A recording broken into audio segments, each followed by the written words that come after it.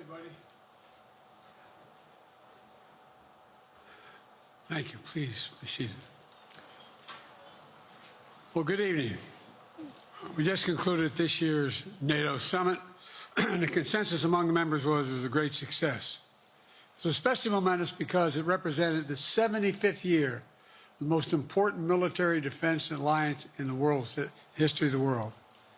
We should never forget that NATO grew out of the wreckage of World War II, the most destructive war in history. The idea was to create an alliance of free and democratic nations that would commit themselves to a compact of collective defense. Standing together, they knew we'd all be safer. An attack on one would be treated as an attack on all. And it's worked because a would-be aggressor knows if they attack one of us, they'll be attacked by all of us. Sending that message is the best way to deter aggression and prevent wars in the first place. For those who thought NATO's time had passed, they got a rude awakening when Putin invaded Ukraine. Some of the oldest and deepest fears in Europe roared back to life because once again, a murderous madman was on the march. But this time, no one cowered in appeasement, especially the United States. We collected intelligence that Russia was planning to invade Ukraine months before the invasion. I directed the intelligence community to be a significant amount of intelligence be declassified so I could start building an international coalition to oppose the invasion. Then in February, some of you remember, I warned the world that the invasion was imminent. I rallied a coalition of 50 nations from Europe to Asia to help Ukraine defend itself. Many foreign policy experts thought as Putin amassed Russian forces just 100 miles north of Kyiv, the capital of Ukraine, but Putin thought it was the mother home of Russia. The capital would fall in less than a week. But the Ukrainian people, backed by a coalition to help build, stopped them. Today, Kyiv still stands, and NATO stands stronger than it has ever been. During the week of this summit, several heads of states made it a point in their statements to thank the United States and to thank me personally for all that NATO has achieved. NATO is not only stronger, NATO is bigger because we led the charge to bring in Finland and Sweden into the alliance, and it makes a gigantic difference. Excuse me. Meanwhile, my predecessor has made it clear he has no commitment to NATO. He's made it clear that he would feel no obligation to honor Article 5. He's already told Putin, and I quote, "Do whatever the hell you want." In fact, the day after Putin invaded Ukraine, here's what he said. It was genius. It was wonderful. Some of you forgot that, but that's exactly what he said. But I made it clear a strong NATO is essential to American security. And I believe the obligation of Article 5 is sacred. And I would remind all Americans, Article 5 is invoked only once in NATO's long history, and that was to defend America after 9/11. I made it clear that I will not bow down to Putin. I will not walk away from Ukraine. I will keep NATO strong. That's exactly what we did, and exactly what we'll continue to do. Now, the future of American policy is up to the American people. This is much more than the political question. It's more than that. It's a national security issue.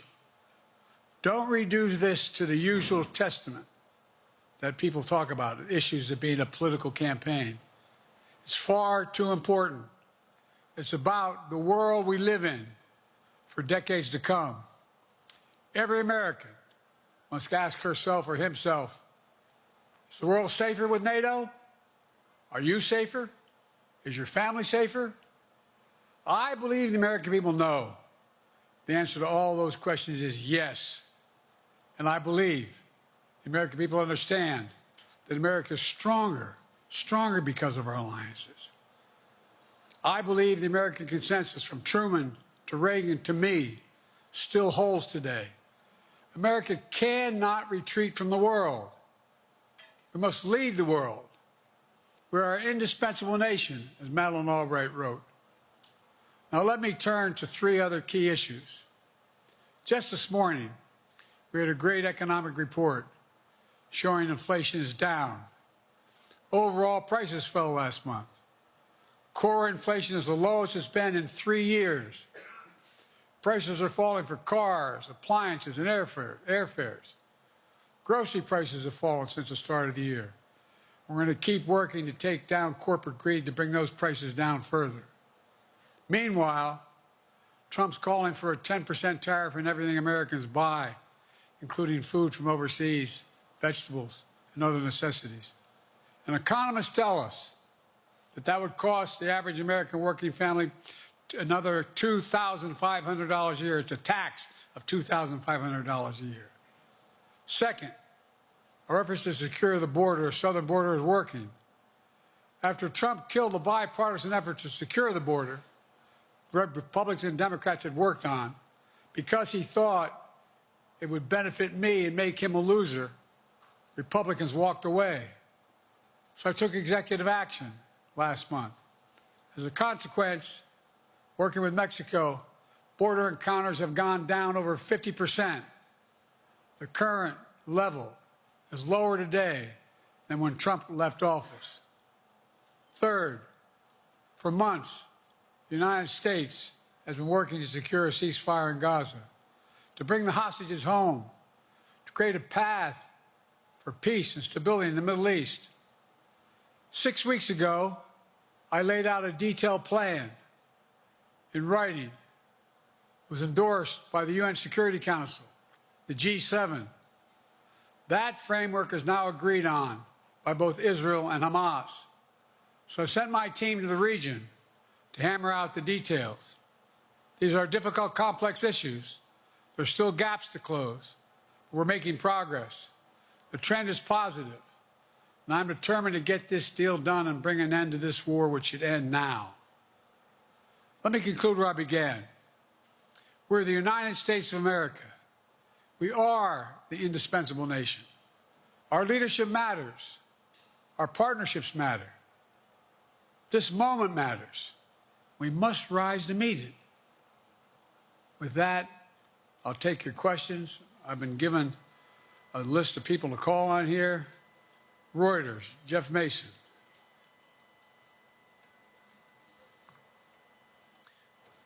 Mr. President, your political future has hung over the NATO summit a little bit this week.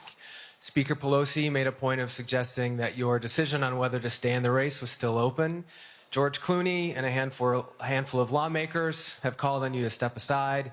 Reuters is reporting tonight that UAW leadership is concerned about your ability to win. UAW just endorsed me, but go ahead. Thank you. My question for you is, how are you incorporating these developments into your decision to stay? And separately, what concerns do you have about Vice President Harris's ability to beat Donald Trump if she were at the top of the ticket? Look, I wouldn't have picked Vice President Trump to be vice president, but I think she was not qualified to be president. So let's start there. Number one, the fact is that the consideration is that I think I'm the most qualified person to run for president. I beat him once, and I will beat him again. Secondly, the idea, I served in the Senate a long time. The idea that senators and congressmen running for office worry about the ticket is not unusual. And I might add, there are at least 5 presidents running or incumbent presidents who had lower numbers than I have now, later in the campaign. So there's a long way to go in this campaign. And so I'm just going to keep moving. And because, look, I got more work to do. We've got more work to finish. There's so much, we've made so much progress. Think about it. Think about where we are economically relative to the rest of the world. Name me a world leader who wouldn't want to trade places with our economy. We've created over 800,000 manufacturing jobs, 1.5 million, So things are moving. We got more to go. Working class people still need help. Corporate greed is still at large. Their prices, the corporate profits have doubled since the pandemic. They're coming down, and so I'm optimistic about where things are going. Danny Kemp, AFP. Thanks. Thank you, Mr. President. I wanted to ask you about your, you mixed up Presidents Zelensky and Putin earlier today. And you now have sort of your key allies, including the British Prime Minister, the President of France, and the German Chancellor having to step in and make excuses for you on that. Officials here are saying off the record that your decline has become noticeable. Hasn't this now, frankly, become damaging for America's standing in the world? Thank you. Did you see any damage to our standing in my leading this conference? Have you seen a more successful conference? What do you think? And the Putin piece, I was talking about Putin, and I said, and now, at the very end, I said, here, I mean, Putin. I said, no, I'm sorry, Zelensky. And then I added 5 other names. Look, guys, the idea anybody suggests that we haven't had an incredibly successful conference. How many times did you hear in that conference, I know it sounds too self-serving, but other leaders, heads of state, in thanking me, saying the reason we're together is because of Biden, because Biden did the following. Look, folks, this is, well, anyway, I thought it was the most successful conference I've attended in a long time.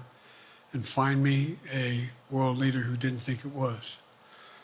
Next one. Nancy Cordes, CBS.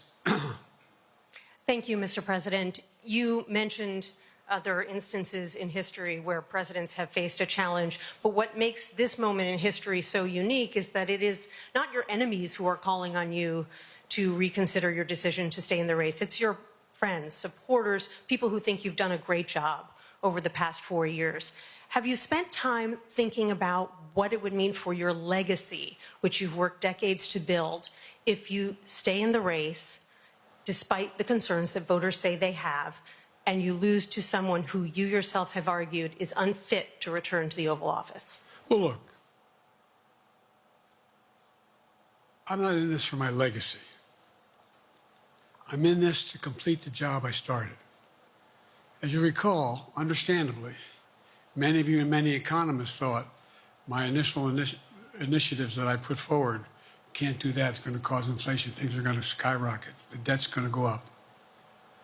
What are you hearing now from mainstream economists? 16 economic Nobel laureates said I've done a hell of a job.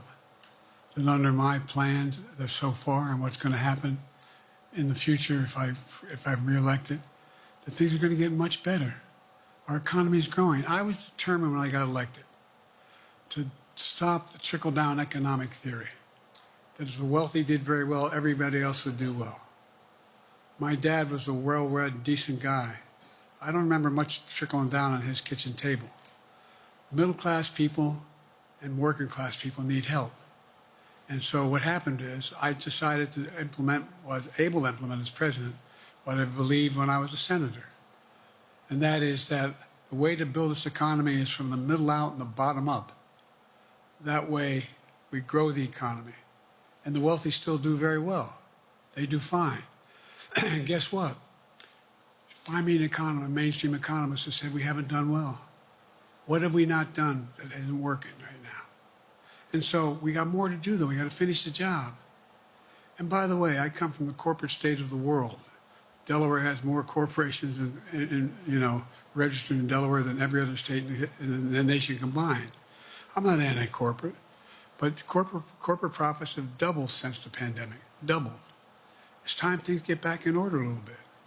It's time, for example, if I'm reelected, we're going to make sure that rents are kept at 5% increase, corporate rents for apartments and the like and homes are limited to 5%. We're going to make a lot of changes that I've been talking about because we're going to continue to grow this economy. And by the way, I know, remember how I got so roundly criticized for being so pro-union, not labor, union. Well, guess what? I've been the most pro-union labor president in history.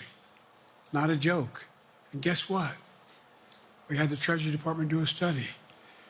When unions do better, everybody does better. Everybody does better. And we talk about how, for example, remember when we talked about getting the computer chip industry back in the United States? Used to be 40% of the industry. We invented the chip. 40% of the industry was in the United States. And former presidents decided that the best way to do it is find the cheapest labor in the world, send the product over there, and import what the product was. And so what did I do? I was told not to go over to Europe, to Asia, including Europe, but Asia. And I remember going to South Korea, convincing them to invest $20 billion in the United States to build computer chip factories. And I asked why when they finally decided to do it. And the answer was because you have the safest economy in the world and you have the best workers in the world. So the whole idea here is we've invested, there's over $50 billion in investment in computer chip manufacturing just coming into being. None of you thought that would happen. None of you thought that would happen. But it's happening. It's happening. And it's going to grow economies all through. And by the way, red states and blue states. Matter of fact, there's as much in red states as in blue states. I've made no distinction. So my generic point is that the idea that we can't continue to build and grow the economy, make it fair. And like I said, from my standpoint, when the middle class does well, that's when the whole economy grows. The poor have a shot, the wealthy do well, but the wealthy got to start paying their taxes. As a follow-up, sir, you mentioned that your Vice President Kamala Harris would be ready to serve on day one. Can you elaborate on that? What is it about her attributes and her accomplishments over the last 4 years that make her ready to serve on day one if necessary? First of all, the way she's handled the issue of freedom of women's bodies to have control over their bodies. Secondly, her ability to handle almost any issue on the board. This was a hell of a prosecutor. She was a first-rate person, and in the Senate she was really good. I wouldn't have picked her unless I thought she was qualified to be president. From the very beginning, I made no bones about that. She is qualified to be president. That's why I picked her. Felicia Schwartz, Financial Times. Thank you, Mr. President. Presidency is the most straining job in the world, and it's 24/7. How can you say you'll be up for that next year, in 2 years, in 4 years, given the limits you've acknowledged that you have today? The limits I've acknowledged I have? There's been reporting that you've acknowledged that you need to go to bed earlier and your evening around 8. That's not true. Look, what I said was, instead of my every day starting at 7 and going to bed at midnight, it'd be smarter for me to pace myself a little more. And I said, for example, the 8, 7, 6 stuff, instead of starting a fundraiser at 9 o'clock, start at 8 o'clock. People get to go home by 10 o'clock. That's what I'm talking about. I'm not talking about, and if you look at my schedule since I made that stupid mistake in the campaign, in the debate, I mean, my schedule has been full bore. I've done, where's Trump been? Riding around in his golf cart, filling out his scorecard before he hits the ball? I mean, look, he's done virtually nothing. And I have, I don't know how many, don't hold me to it, roughly 20 major events. Some with thousands of people showing up. And so I just think it's better. I always have an inclination, whether I was playing sports or doing politics, just to keep going, not stop. I just got to just pace myself a little more. Pace myself. In the next debate, I'm not going to be traveling into 15 time zones a week before. Anyway, that's what it was about. That's what it was about. And by the way, even with that, I love my staff, but they add things all the time. At the very end, I'm catching hell from my wife for that. Anyway. I'm sorry, Zeke Miller, Associated Press. Thank you, Mr. President. Two questions for you. First, on the NATO summit, President Zelensky, in your meeting with him, he pressed you to lift your limitations on the Ukrainian use of American weapons, saying that, in his public remarks afterwards, saying that Ukraine cannot win the war unless those limitations are lifted. Are you reconsidering your position on that? And then secondly, following up on Felicia's question there, leaders of your own party have said that they're not worried about that debate. They're worried about the next bad night and the bad night after that. How can you reassure the American people that you are up to the task and that there won't be more bad nights at a debate stage or somewhere else? First thing about Zelensky asking for the ability to strike deep into Russia. We've allowed Zelensky to use American weapons in the near term, in the near or abroad, into Russia. Whether or not he should be attacked. For example, should Zelensky, he's not. If he had the capacity to strike Moscow, strike the Kremlin, would that make sense? It wouldn't. The question is, what's the best use of the weaponry he has, and the weaponry we're getting to him? I've gotten a more long-range capacity, as well as defensive capacity. And so our military is working. I'm following the advice of my commander-in-chief, the chief of staff of the military, as well as the Secretary of Defense and our intelligence people. And we're making a day-to-day basis on what they should and shouldn't go, how far they should go in. That's a logical thing to do. Second question related to Bad nights, sir. How can you reassure the American people that you won't have more bad nights, whether they be on a debate stage or it's a matter of foreign policy? Well, I tell you what, the best way to assure them is the way I assure myself. And that is, am I getting the job done? Am I getting the job done? Can you name me somebody who's got more major piece of legislation passed in 3.5 years? Created 2,000 jobs just last week. So if I slow down, I can't get the job done. That's a sign that I shouldn't be doing it. But there's no indication of that yet. None. What do I got here?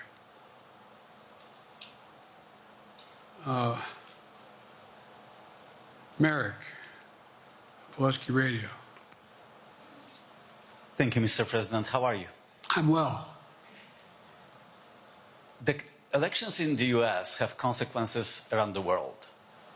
You have pretty high standing in Europe. I just asked President Macron about you, and he said we are happy to have him as the President of the United States. But there is a concern. Many people in Poland and across Europe are worried that the former president may win the election. And there's a lot of concern that Donald Trump may weaken NATO, stop supporting Ukraine, or push Ukraine to give up territories to Russia. They're correct. And yourself was warning just 2 minutes ago about it. So my question is, do you think that Europe will be left on its own if Donald Trump wins the election? And what's your advice to European leaders to prepare for possible US disengagement? Well, look, I think, how can I say this without sounding too self-serving? I'm not having any of my European allies come up to me and say, Joe, don't run. What I hear them say is, you've got to win. You can't let this guy come forward. It'd be a disaster. It'd be a disaster. I mean, I think he said in one of his rallies, don't hold me to this, recently, where NATO, I just learned about NATO, or something to that effect. Foreign policy has never been his strong point. And he seems to have an affinity to people who are authoritarian. That worries, as I tell you from Poland, that worries Europe. That worries Poland. And nobody, including the people of Poland, think that if he wins in Ukraine, he's going to stop in Ukraine, that that's going to be the end of it. And so what I can say is, I think I'm the best qualified person to do the job, to make sure that Ukraine does not fall, that Ukraine succeeds, that the European alliance stays strong. You may recall, no one was talking about Finland joining NATO. I remember talking to Putin right after we got elected in Geneva, and he was talking about what we should do. We couldn't be in Eastern Europe, etc. And I said, you're looking for the Finlandization of Ukraine. I said, you're going to get the NATOization of Finland. And about 4 weeks later, I got a call. No, that's not true. Probably 5 months later, from the president of Finland, could he come and see me? In my office. I invited him to the Oval Office. We sat down and talked. He said he wanted to join NATO. Could I help? And I did. It wasn't automatic. And then I got a call from the Swedes. I beg your pardon?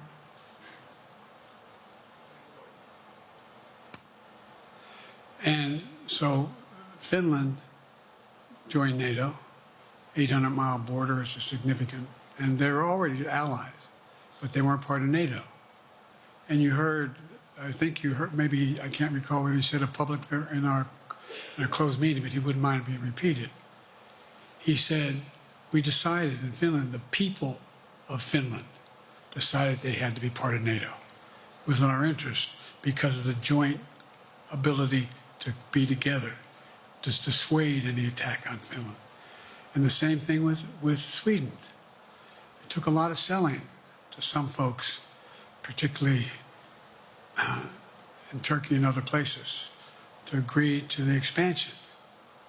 But it expanded. And we're a hell of a lot stronger because of it. We're more secure because of it. And by the way, I was able to get 50 other nations, 50, to support Ukraine. 50. And we're able to bring about a coalition of Europe and Asia, Japan and South Korea. I just we talked about AUKUS, and we talked about the relationship between Australia, New Zealand, Japan, South Korea, the United States. We're making the world safer and stronger because we have to deal with the new arrangement that exists in the world. The Cold War is over. The post-war era is over. What is going to replace it? And I respectfully suggest I have a pretty good idea what that should be. I've convinced a lot of people to follow it. And we're just going to get stronger. David Sanger. Where's it? Thank you, Mr. President. Be nice, David. Mr. President, the NATO declaration that was issued yesterday was very notable because it described China as a decisive enabler of the war in Ukraine for its provision of critical goods to the Russians. That's part of a broader partnership that seems to have cemented in place in the past 2 or 3 years. I think one that you were a little bit doubtful of when we asked you about it some time ago. So I'd be interested to know whether you have a strategy now of trying to interrupt the partnership between China and Russia, and whether or not in a second term you would pursue that, if you could describe that strategy to us.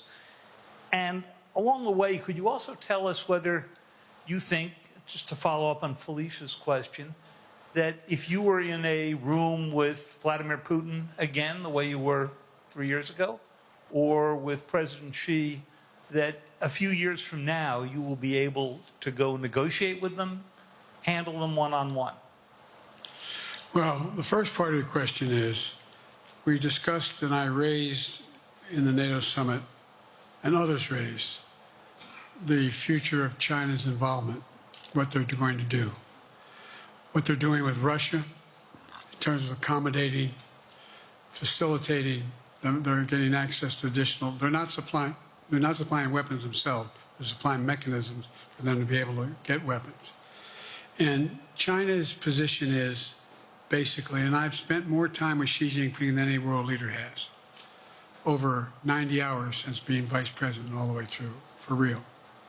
And by the way, I handed all my notes. But my point is that Xi believes that China is a large enough market that they can entice any country, including European countries, to invest there in return for commitments from Europe to do A, B, C, or D, or not to do certain things.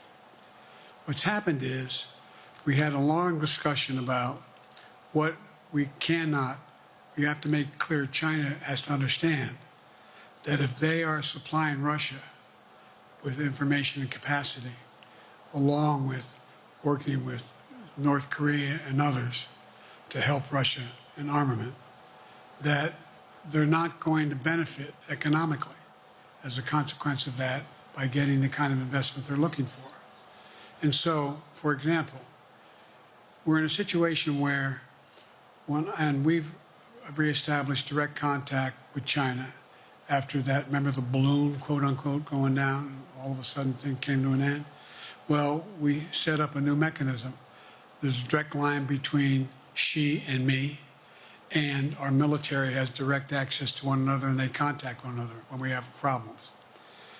The issue is that we have to make sure that Xi understands there's a price to pay for undercutting both the Pacific Basin as well as Europe, and it relates to Russia and dealing with Ukraine. And so we, for example, if you want to invest in China, as you know this area really well. If you want to invest in China, you have to have a 51% Chinese owner. You have to make sure that you do by their rules. And you don't have the authority, and you have to provide all access to all the data and information you have. There was a while there, as you recall, the last administration and other administrations, where the access to that market was enticing enough to get companies to come in because they had access to over 1 billion people in a market, not 1 billion, but a lot of people in the market. And so they were doing it. But that got curtailed when we started saying we're going to play by the same rules. For example, the idea they don't abide by the international rules related to subsidizing products by the government funding. So guess what?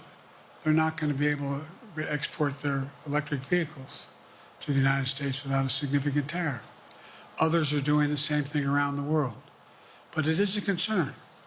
It is a concern that you have both China, North Korea, Russia, Iran, countries that are not necessarily coordinated in the past, looking to figure out how they can have impact. Interrupt that impact? Yes, I do, but I'm not prepared to talk about the detail of it in public. And I think you'll see that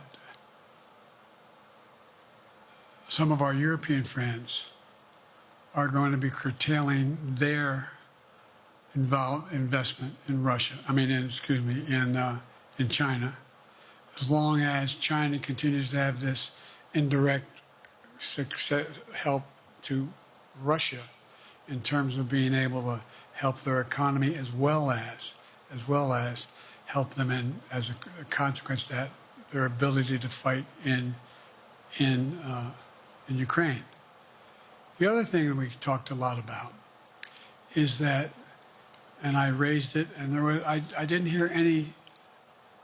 I can't swear that everyone agreed because not everyone got to talk about it, but we need a new industrial policy in the West.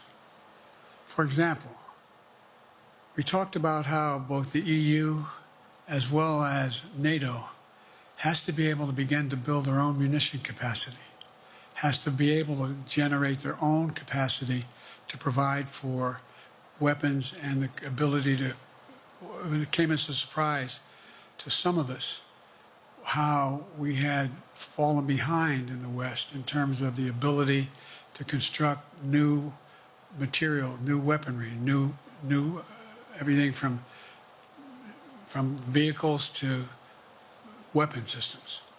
And so one of the things that came out of this was we're going to be meeting again with a number of my colleagues, my European colleagues, is what do we do to increase the capacity of the West, particularly in Europe and Japan, to be able to generate kind of ability to produce their own weapon systems. Not just for themselves, but to be able to generate that. It's the same, it's what Russia's trying to figure out. That they went to China and they didn't get the weapons, but then they went to North Korea. But we're going to be in a position where the West is going to become the industrial base for it to be able to the ability to have all the defensive weapons that we need. That was a discussion as well. Mr. President, I'm not sure you answered on whether you would be ready to go deal with Putin and Xi 2 or 3 years from now. I'm ready to deal with them now and 3 years from now. Look,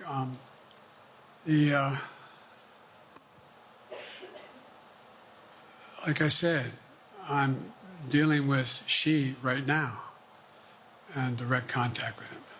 I have no good reason to talk to Putin right now. There's not much that he is prepared to do in terms of accommodating any change in his behavior.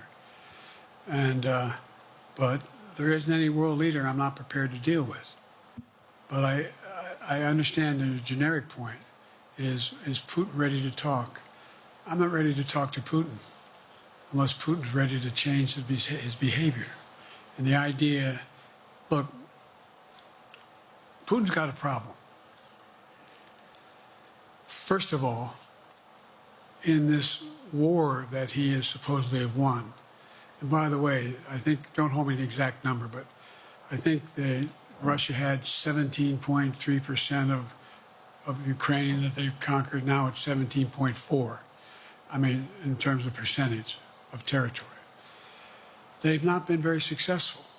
They've caused horrible damage, loss of life, but they've also lost over 350,000 troops, military, killed or wounded. They have over 1 million people, particularly young people with technical capability, leaving Russia because they see no future there. They've got a problem. But what they do have control of is they are very good at controlling and running the public outcry that relates to how they use mechanisms to communicate with people. They lie like hell to the constituencies. They lie like hell about what's going on. And so the idea that we're going to be able to fundamentally change Russia in the near term is not likely. But one thing for certain, if we allow Russia to succeed in Ukraine, they're not stopping in Ukraine. I recommend, I know you know this because you've written about it, read Putin's speech after they moved in, what it was all about in Kyiv. It wasn't about just, anyway, read what his objective is. And anyway, but so I think that I'm prepared to talk to any leader who wants to talk, including if Putin called me and wanted to talk. Last time I talked to Putin was trying to get him to work on an arms control agreement related to nuclear weapons in space. That didn't go very far. So my point is, I'm prepared to talk to anybody, but I don't see any inclination. There is an inclination on the part of the Chinese to keep in contact with me because they're not sure where this all goes. And look what's happened in Asia. We have strengthened the Asian Pacific area more than anybody else has. We just put together with, today I brought on, I asked our NATO allies that we bring on the group from the South Pacific, Australia, New Zealand, Japan, Australia. I already mentioned Australia. And I met twice now, I think, with the 14 leaders of the Pacific Island nations. And we've slowed down what's going on there. We've slowed down China's reach. But there's a lot of work to do. This is a moving target, and I don't take it lightly. Assam from NPR. Thank you, Mr. President. Asma Khalid with NPR. I have two questions. Earlier, you spoke about the ceasefire plan between Israel and Hamas. We're now looking at 10 months of war, and I'm curious if there's anything that you feel personally you wish you would have done differently over the course of the war. And then secondly, if I may, I wanted to ask you about your presidential campaign. I remember covering your campaign in 2020, and there was a moment where you referred to yourself as a, quote, bridge candidacy, a transition to a younger generation of leaders. I want to understand what changed. Two things. Let's go back to when you talked about would I have changed anything that's happening with Israel and the Palestinians and the Palestinian movement. The answer is, as you recall, from the very beginning, I went to Israel, but I also got immediate contact with al-Sisi in Egypt. I met with the King of Jordan. I met with most of the Arab leaders to try to get a consensus going as to what had to be done to deal with getting more aid and food and medicine into the Gaza Strip. And we pushed it really hard. And Israel occasionally was less than cooperative, number one. The Israeli War Cabinet, I've been dealing with Israel since Golda Meir. Some of the reporters around here come me all the time and heard me say this. The first time I met with Golda Meir, I sat across from her at her desk, and her assistant was Rabin sitting next to me. That's how far back I go. I know Israel well, and I support Israel. But this war cabinet is one of the most conservative war cabinets in the history of Israel. And there's no ultimate answer other than a two-state solution here. And so what was able to be done in terms of the plan I put together was it would be a process for a two-state solution. And we get the Arab nations to, particularly from Egypt all the way to Saudi Arabia, to be in a position where they would cooperate in the transition so that they could keep the peace in Gaza without Israeli forces staying in Gaza. The question has been from the beginning, what's the day after in Gaza? And the day after in Gaza has to be, the end of the day after has to be no occupation by Israel in the Gaza Strip, as well as the ability for us to get in and out as rapidly as you can, all that's needed there. I've been disappointed that some of the things that I've put forward have not succeeded as well, like the port reattached from Cyprus. I was hopeful that would be more successful. But that's why when I went to Israel immediately after the massacres that occurred at the hands of Hamas, the one thing I said to the Israelis, and I met with the War Cabinet and with Bibi, don't make the same mistake America made after bin Laden. There's no need to occupy anywhere. Go after the people who did the job. You may recall, I still get criticized for it, but I was totally opposed to the occupation and trying to unite Afghanistan. Once we got bin Laden, we should have moved on, because it was not no one's ever going to unite that country. I've been over every inch of that, not every inch, the entirety from the poppy fields all the way to the north. I said, don't make the same mistake we made. Don't think that's what you should be doing, is doubling down. We'll help you find the bad guys, Sinwar and company. And all this criticism about I wouldn't provide when the weapons they needed. I'm not providing them 2,000-pound bombs. They cannot be used in Gaza or any populated area without causing great human tragedy and damage. But remember what happened when you had the attack on Israel with rockets and ballistic missiles. I was able to unite the Arab nations as well as Europe, and nothing happened. Nothing got hurt. It sent an incredible lesson to what was going on from the Middle East. So there's a lot of things, in retrospect, I wish I had been able to convince the Israelis to do. But the bottom line is we have a chance now. It's time to end this war. Doesn't mean walk away from going after Sinwar and Hamas. And if you notice, you know better than most, there is a growing dissatisfaction on the West Bank from the Palestinians about Hamas. Hamas is not popular now. And so there's a lot of moving parts. I just have to keep moving to make sure that we get as much done as we can toward a ceasefire, and get those. And by the way, look at the numbers in Israel. I mean, my numbers are better in Israel than they are here.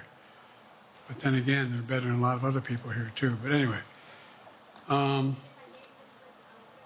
Bridge candidacy in 2020, you referred to yourself as being a bridge candidate for a younger, fresher generation of Democratic leaders, and I wanted to know what changed.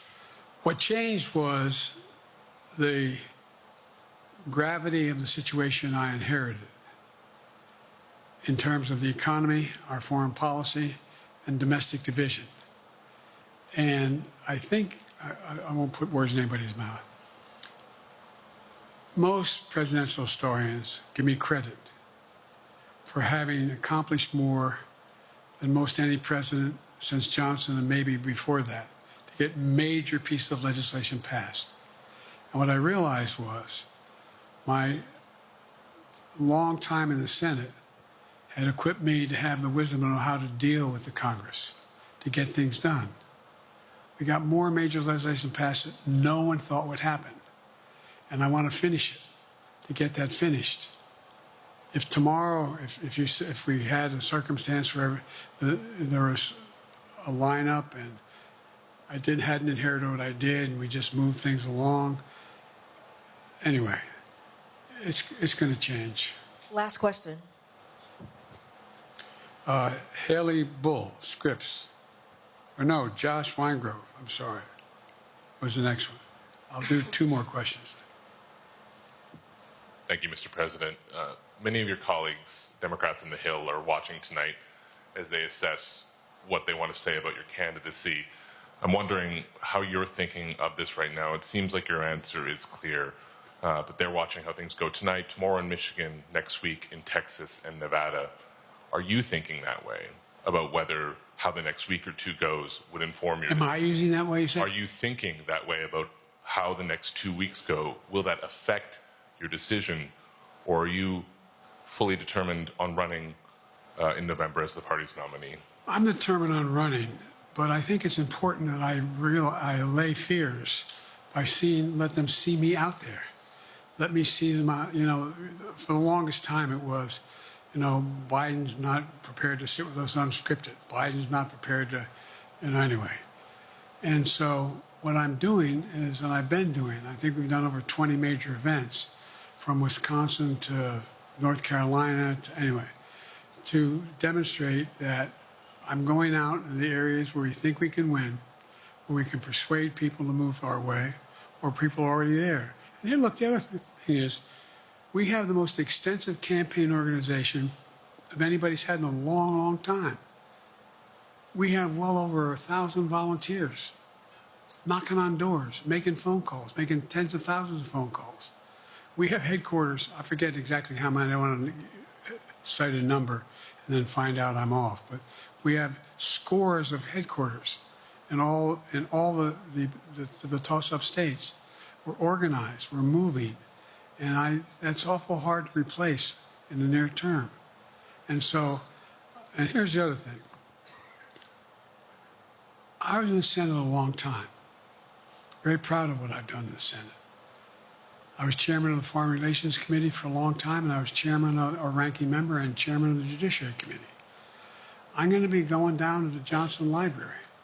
Anyway, I'm going to be going around making the case of the things that I think we have to finish and how we can't afford to lose what we've done or backslide on civil rights, civil liberties, women's rights. There's that little button we have. Control guns, not girls. I mean, the idea, we're sitting around, this is where Kamala's so good as well. We're sitting around, more children are killed by a bullet than any other cause of death. The United States of America. What the hell are we doing? What are we doing? We've got a candidate saying, promised the NRA, don't worry, I'm not going to do anything. I'm not going to do anything. You've got a Supreme Court that is what you might call the most conservative court in American history. This is ridiculous. There's so much we can do still. And I'm determined to get it done. It's about freedom. And by the way, I'll end this. Well, I'm not going to do that. Haley has to come up too. But I remember I made a speech on democracy in Philadelphia at Independence Hall. And I'm not being critical, just observing. The bulk of the press said, what the hell is he talking about that for? Democracy. You did. Democracy is not an issue. Democracy is not an issue. Except the polling data showed 60% of the people knew I was right, thought I was right. I'm not asking you a question. You don't have to answer, obviously. But do you think our democracy is under siege based on this court? Do you think democracy is under siege based on Project 2025? Do you think he means what he says when he says he's going to do away with the civil service, eliminate the Department of Education, make sure, we've never been here before. And that's the other reason why you say, hand off to another generation. I've got to finish this job. I've got to finish this job because there's so much at stake. We've had some discussions over the past few days with your press secretary about the question of health exams. And you said you take a cognitive test every day in this job. Are you open to taking another physical or test before the election? Governor Whitmer of Michigan, for instance, said it wouldn't hurt to take a test. Well, look, two things. One, I've taken 3 significant and intense neurological exams by a neurologist. In each case, as recently as February. And they say I'm in good shape, okay? Although I do have a little problem with my left foot because it's not as sensitive because I broke my foot and didn't wear the boot. But I'm good. I'm tested every single day about my neurological capacity, the decisions I make every day. You talk to my staff, all of you talk to my staff. Sometimes my staff talks a lot. But the fact of the matter is, I don't think you have them telling you that all the major ideas we've undertaken haven't been in part initiated by me. I remember when the staff and I said, I'm going to go to South Korea, we're going to get the chip. What are you doing? I'm going to get Japan and Korea back together again after essentially having hostilities toward one another since the end of World War II. I'm going to move and see that we can expand it. The only thing age does is help you with it, creates a little bit of wisdom if you pay attention. And so the point I'm making is, I think it's important that if the neurologist tells me he thinks I need another exam, and by the way, I've laid every bit of the record out, hadn't hidden a thing. You ought to ask Trump for his, okay? I laid it all out. And every single day I'm surrounded by good docs. If they think there's a problem, I promise you, or even if they don't think it's a problem, they think I should have a neurological exam again, I'll do it. But no one's suggesting that to me now. And I'll ask you another question. No matter what I did, no one's going to be satisfied. Did you have 7 docs? Did you have 2? Who'd you have? Did you do this? How many times did you? So I am not opposed if my doctors tell me I should have another neurological exam, I'll do it. But that's where I am. Haley Bull, Scripps. Thank you, Mr. President. You said you're making decisions on a day-to-day basis when it comes to support for Ukraine. Does that mean you have not closed the door on further considering lifting restrictions for U.S.-made weapons inside Russia? And if I may, your convention is coming up where your delegates are pledged to make you the official nominee. If they have second thoughts, are they free to vote their conscience? Obviously, they're free to do whatever they want, but I get overwhelming support. Overwhelming support. I won, I forget how many votes I won in the primary. Overwhelming. And so tomorrow, if all of a sudden I show up at the convention, everybody says, we want somebody else, that's the democratic process. It's not going to happen. Even if that means they vote for someone else? Sure. Look, I'll end this with this. I served in the Senate a long time. I understand the impetus of candidates running for local office and whether they think the topic can help them or not. In my state of Delaware, which was a very, at least it was a red state when I started, in terms of where you now talk red and blue. I don't recall most of the Democratic presidents winning my state when I was a candidate. The truth of the matter is I understand the self-interest of every candidate. If they think that, running with Biden at the top is going to hurt them, then they're going to run away. I get it. But so far, go and look at the polling data in their states. Look at the in-depth, and by the way, I think you'd all acknowledge, and you're all experts. I'm not being solicitous about the president. You're experts on this stuff. How accurate does anybody think the polls are these days? I can give you a series of polls where you have likely voters, me versus Trump, where I win all the time.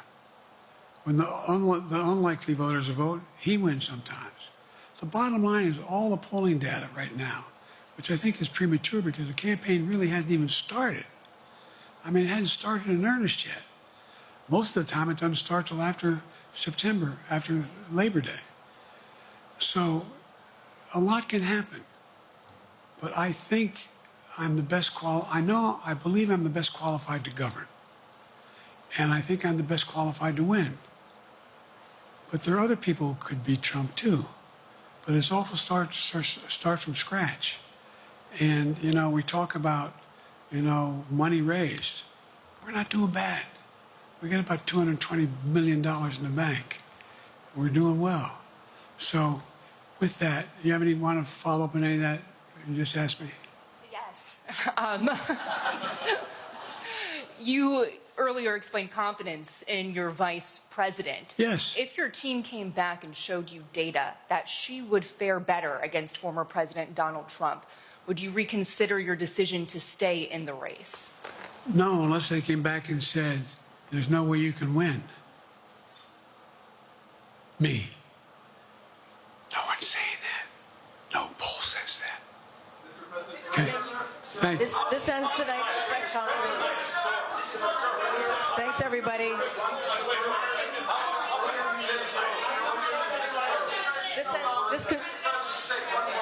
This concludes. Respectfully, earlier you misspoke in your opening answer. You referred to Vice President Harris as Vice President Trump. Right now, Donald Trump is using that to mock your age and your memory. How do you combat that criticism from tonight? Listen to him. This concludes tonight's press conference. Thank you, everybody. Thanks, everyone. And that brings to a close President Biden's press conference from the NATO summit here in Washington, D.C. A quick reminder, we'll take your calls and comments on the president's news conference and his re-election campaign at the start of tomorrow morning's Washington Journal. We'll get underway live starting at 7 Eastern here on C-SPAN. I'll look now